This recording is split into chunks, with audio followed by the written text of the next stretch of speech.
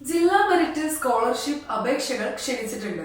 2023-24 അക്കാദമിക വർഷത്തിൽ SSLC, THSSLC, higher secondary, VHSC പരീക്ഷകളിൽ മുഴുവൻ വിഷയങ്ങളിലും A+ നേടിയ വിദ്യാർത്ഥികൾക്കായാണ് ഈ ഒരു സ്കോളർഷിപ്പ്.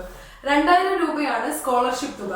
നിലവിൽ 2024 10ാം ക്ലാസും +2 പൂർത്തിയാക്കിയ വിദ്യാർത്ഥികൾക്കാണ് ഈ സ്കോളർഷിപ്പിന് അപേക്ഷിക്കാൻ സാധിക്കുക.